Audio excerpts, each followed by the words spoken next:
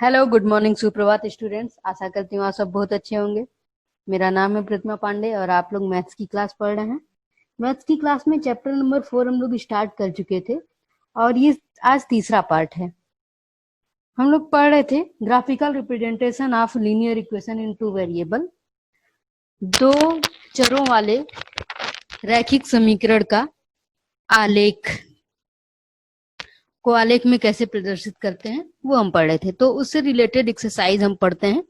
Exercise 4.3 में question number 1। Question number 1 में first देखते हैं। अगर हम फर्स्ट दिया है, दो चरों वाले निम्नलिखित रैखिक समीकरणों में से प्रत्येक का आलेख खींचिए। तो पहला है x plus y is equals to 4।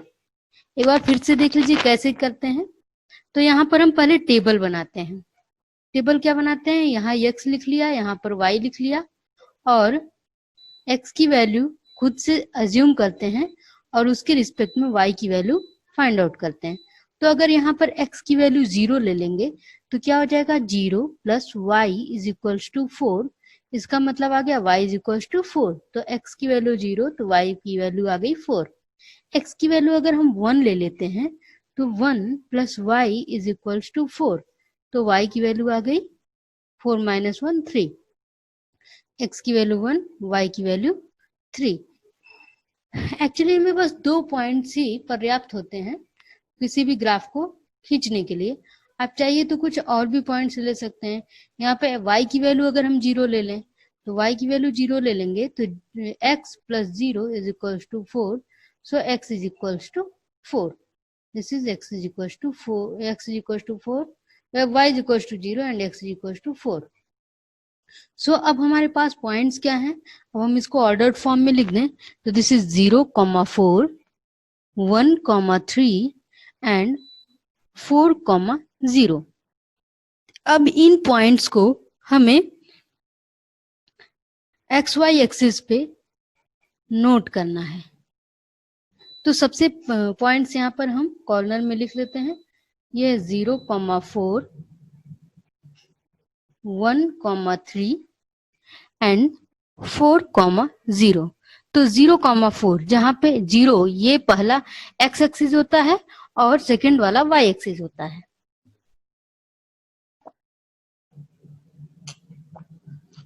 तो x इज इक्वल 0 मतलब हम x पर नहीं गए। y इज इक्वल टू 4 तो 1, 2, 3, 4। x 0 है मतलब x पे नहीं चले हैं, y 4 है मतलब हमारा जो पॉइंट है वो है ये 0, 4। नेक्स्ट है 1, 3। x पे 1 चले, x पे 1 चले, यहाँ चल दिए और y पे 3। तो अभी इस y डायरेक्शन में चले 1, 2, 3। ये वाला पॉइंट हो गया। तो ये पॉइंट हो गया हमारा 1, 3। नेक्स्ट है 4, 0। x पे 4 पहला जो होता है वो 4 x एक्सिस होता है। तो 1, 2,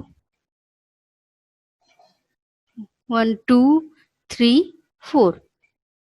ये है 4 मान लिया और y पे चलना नहीं है, y 0 तो मतलब हम x एक्सिस पे ही रह गए।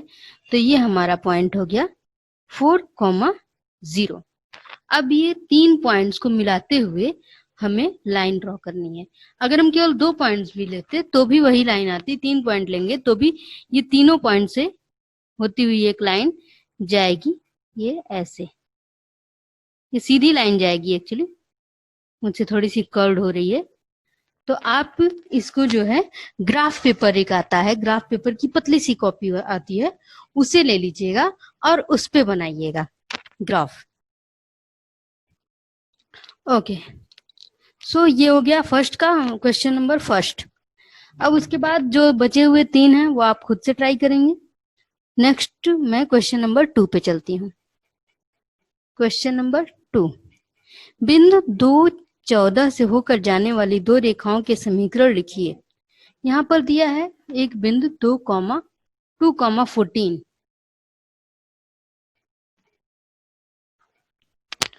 तो 2,14 से होकर जाने वाली दो रेखाओं के समीकरण लिखिए।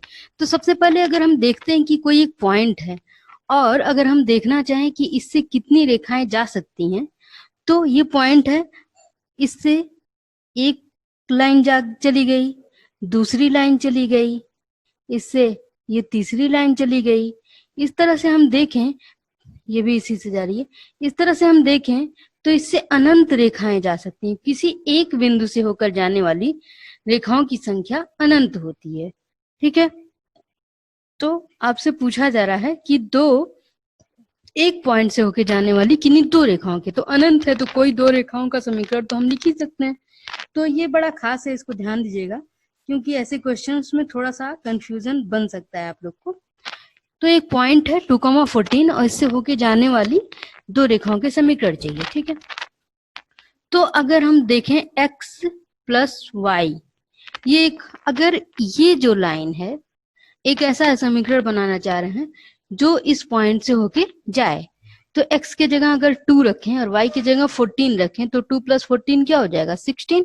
मतलब x plus y is equal to 16 अगर हमारा ये इक्वेशन हो तो देखें तो इसको ये सेटिस्फाई करेगा। x is equal to 2, 2 plus 14 is equal to 16, 16 is equal to 16, satisfied. तो ये आप खुद से कुछ भी बना सकती हैं। ठीक है, पहले आप वेरिएबल लिखिए अपने हिसाब से, उसके बाद उस वेरिएबल की जगह पे ये पॉइंट्स को पुट करिए और देखिए क्या वैल्यू आ रही है, और जो वैल्यू आ रही है वो उसकी वैल्यू यहाँ पर रख दीजिए। फॉर एग्जाम्पल, मान लिया हमारा मन है 2x प्लस वाई लिखने का, तो 2x प्लस वाई, तो 2 इंटू एक्स की जगह रखा 2 प्लस 16, 2 2 जा 4 प्लस 16 कितना आया? 20, तो ये आ गया 20। तो दो इक्वेशन हमारे हो गए, x plus y is equal to 16 and 2x plus y is equal to 20। ना इस प्रकार की और कितनी रेखाएं हो सकती हैं? तो हमने बोला कि किसी भी एक बिंदु से होकर जाने वाली रेखाओं की संख्या क्या होती है? अनंत, infinite. There are infinite lines passing through a single point. अनंत हो सकती हैं, अनंत। और क्यों क्यों क्यों बोला गया है? तो आप एक पॉइंट से कई लाइन पास करके दिखा दीजिए। अच्छा, इसी में क्वेश्चन अगर थोड़ा सा चेंज कर दें कि दो पॉइंट से होके जाने वाली रेखाओं की कितनी संख्या होगी, तो देखिए यहाँ पर क्वेश्चन में बोला है कि एक ऐसी लाइन जो इन दोनों से पास हो। तो दो बिंदुओं से होके जाने वाली रेखा की केवल एक ही, single, there is a single line passing through 2 points. ठीक है, दो बिंदुओं से होके जाने वाली रेखा केवल एक होती है, लेकिन एक बिंदु से अनंत रेखाएं खींची जा सकती हैं। ओके, नेक्स्ट है क्वेश्चन नंबर 3।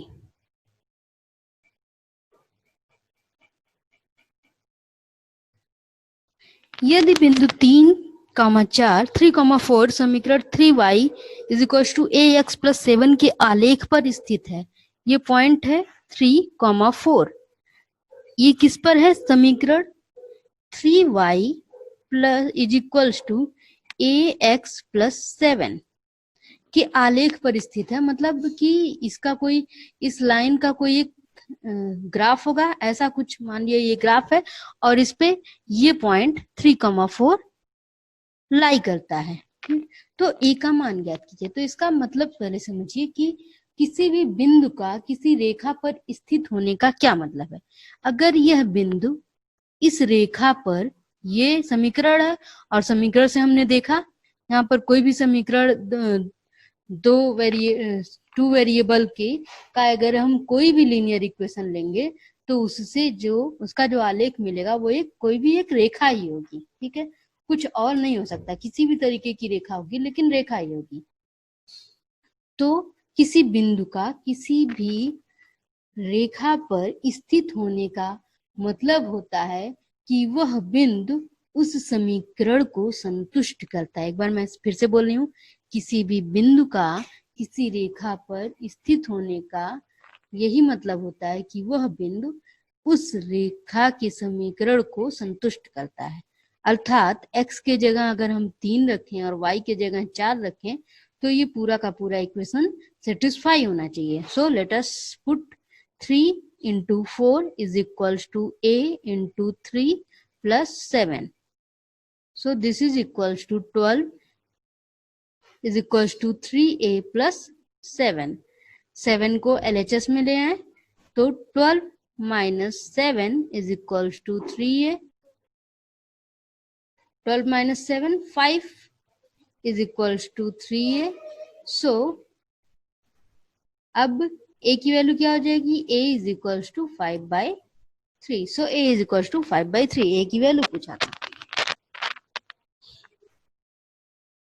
ओके, जहां पर भी समस्या हो एक बार रिपीट करिए, क्योंकि वीडियो है ये आपके हाथ में है, चाहे जितनी बार देखिए रिपीट करिए और उसको फिर से सुनिए, और फिर भी समस्या बनती है तो आप हमसे पूछ सकती हैं. क्वेश्चन नंबर 4, इसको ध्यान से देखिए.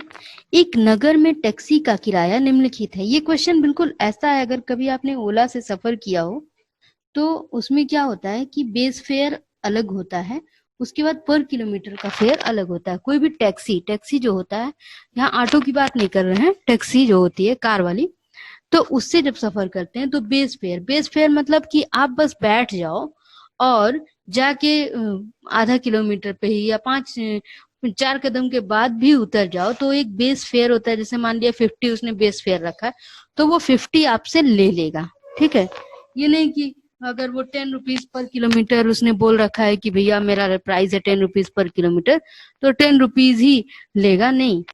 या आधा किलोमीटर पे उतरी तो 5 रुपीज आपसे लेगा, नो. वो जो है बेस फेयर 50 ले लेगा, उसके बाद एक्स्ट्रा जो आपने ट्रेवल किया है वो लेगा. तो बेस फेयर वही कहते हैं जो फर्स्ट किलोमीटर का वो किराया होता है. तो वैसा ही एक नगर में टैक्सी का किराया निम्नलिखित है. पहले किलोमीटर का किराया 8 रुपए. ठीक है, यहाँ पे पहले किलोमीटर का किराया जो है वो 8 रुपए है, और उसके बाद की दूरी के प्रति किलोमीटर का किराया 5 किलोमीटर है, 5 रुपया है. ठीक है, उसके बाद पहला किलोमीटर चला तो 8 रुपए देना पड़ेगा, उसके बाद जितना भी चलेगा वो 5 रुपीज पर किलोमीटर है. यदि तय की गई दूरी x किलोमीटर, तो तय की गई दूरी मान लिया कि x किलोमीटर टोटल तय किया गया है और कुल किराया y है, और कुल किराया टोटल फेयर जो है वो y दे रहा है. तो इसका एक रैखिक समीकरण बनाइए. तो सबसे पहले हमको तय की गई दूरी से कुल किराया निकालना होगा अपने जो गिवन प्राइस है. तो ये बोला है कि पहले किलोमीटर के लिए 8 रुपए लगेगा, तो फर्स्ट किलोमीटर के लिए 8 रुपए हमने जोड़ लिया. तो टोटल चूंकि दूरी x था किलोमीटर, तो उसमें से पहला किलोमीटर हमने निकाल दिया, तो अब बची हुई दूरी कितनी हुई? x minus 1 kilometre. और वो किसके हिसाब से चलेगा? 5 के हिसाब से. तो अब फिर क्या हो जाएगा? 8 plus 5 x minus 1. I hope ये चीज समझ में आ रही होगी. पहला हमने किया कि फर्स्ट किलोमीटर का हमने 8 रुपीज लिख लिया, उसके बाद क्योंकि टोटल चली हुई दूरी x थी और उसमें से फर्स्ट किलोमीटर का हमने प्राइस अलग लिखा है क्योंकि वो पहला अलग था, तो बचा कितना है? x minus 1. और वो किस हिसाब से काउंट होगा? 5 के हिसाब से. तो 8 plus 5 into x minus 1 is equals to, यही तो है टोटल किराया, और ये किराया कितने के बराबर है? y के बराबर. अब इसको थोड़ा सा सॉल्व कर लेते हैं. So this is 8 plus 5x minus 5 is equals to y. So 8 minus 5, this is 3 plus 5x is equals to y. 5x minus y is plus 3 is equals to 0. देखिए यहाँ पे क्या था? y को इस साइड ले आया और 5x minus y plus 3 is equals to 0. This is our equation. Now question number 5 है. इसमें जो है 4 ऑप्शन दिए हैं, 2 फिगर दिए हैं, दोनों के लिए अलग अलग 4 ऑप्शन दिए हैं. जैसे 4.6 के लिए आपको 1 2 3 4 ऐसे इक्वेशंस दिया है थर्ड के लिए, और 4.7 जो फिगर है उसके लिए 4 इक्वेशन दिया है. तो आपको बताना है कि 4.6 का जो फिगर है वो फर्स्ट वाले के लिए है कि सेकंड वाले के लिए, मतलब तीनों में, चारों में से कोई एक ही समीकरण होगा जिसके लिए वो फिगर सेटिस्फाई करता होगा, तो आपको वो बताना है। तो ये आपका होमवर्क है, खुद करिएगा। नहीं समझ में आएगा तो मैं नेक्स्ट लेक्चर में बताऊंगी, लेकिन आपको बताना होगा कि मुझे नहीं समझ में आया। एंड एक क्वेश्चन मैं और कर देती हूँ, क्योंकि ये थोड़ा सा फिजिक्स टाइप का लग रहा है और आप हम थोड़ा सा घबरा सकती हैं इसको देख के। सो क्वेश्चन नंबर 6, एक अचर बल लगाने पर एक पिंड द्वारा किया गया कार्य पिंड द्वारा तय की गई दूरी के अनुक्रमानुपाती होता है। ठीक है, एक अचर बल को मान लिया, अभी फिजिक्स में पढ़ा ही रही हूँ तो आप थोड़ा सा उससे फेमिलियर हो सकती हैं कि एक अचर बल लगाने पर पिंड द्वारा किया गया कार्य। ठीक है, तो अभी जस्ट अगर आपने देखा होगा साइंस का लेक्चर, तो मैंने बताया था W is equals to F into S होता है। एक्चुअली ये इंटू नहीं, क्रॉस नहीं लिखेंगे, डॉट लिखेंगे, F इंटू एस होता है। ठीक है, तो कुछ इसी को यहाँ पर परिभाषित किया जा रहा है, और क्या कहा जा रहा है कि जो कार्य होता है एक अचर बल लगाने पर पिंड द्वारा किया गया कार्य पिंड द्वारा तय की गई दूरी के अनुक्रमानुपाती होता है। W is equals to W, ये अनुक्रमानुपाती का साइन है। ठीक है, अनुक्रमानुपाती का मतलब क्या होता है कि जैसे अनुक्रमानुपाती का मतलब होता है कि सेम चेंजेस हो। जैसे कि अगर मान लिया कि आप अगर आप अपने घर से स्कूल के लिए चल रही हैं, तो अगर आप धीरे धीरे चल रही हैं या कहीं के लिए चल रही हैं, अगर आप धीरे धीरे चल रही हैं तो आप जो है कम दूरी तय करेंगी सेम समय में, और अगर आप तेज तेज चल रही हैं तो आप ज्यादा दूरी तय करेंगी। तो इसका मतलब जो दूरी है वो आपकी स्पीड के अनुक्रमानुपाती है। ठीक है, इसी प्रकार ये भी कह रहा है कि जो वर्क है, work is proportional to distance. Distance को डी ले लीजिए, एस ले लीजिए, ऐसे ही लेते हैं यहाँ पर भी। ठीक है, ये work is proportional to displacement, तय की गई दूरी के। इस कथन को दो चरों वाले एक समीकरण के रूप में व्यक्त कीजिए। तो एक W हो गया, एक S हो गया। जब भी यहाँ पे ऐसे प्रोपोर्शनल टू आता है तो फिर हम इस प्रोपोर्शनलिटी को हटा देते हैं, इज इक्वल्स टू, और क्योंकि अचर बोला है ना, अचर का मतलब होता है कांस्टेंट, तो इसको ले लेते हैं F। अच्छा, यहाँ पे व्यक्त कीजिए, और अचर बल 5 मात्रक लेकर, यहाँ पर बोला है अचर बल को जो लेना है वो लीजिए 5। तो W is equals to 5 into S, ये एस है और वो 5 है, कंफ्यूजन नहीं होना चाहिए। डी लिख दूं क्या?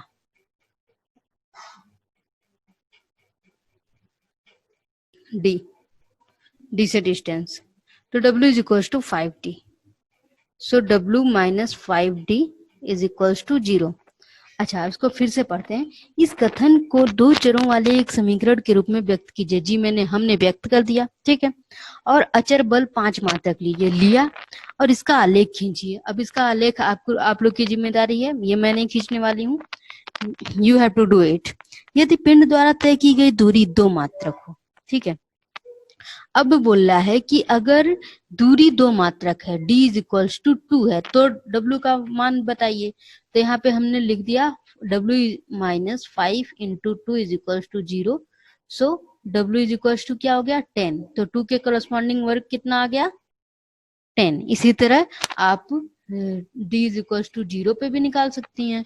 तो d इज इक्वल्स टू 0 किया तो W minus 5 into 0 is equals to 0, तो W इज इक्वल्स टू आ गया 0।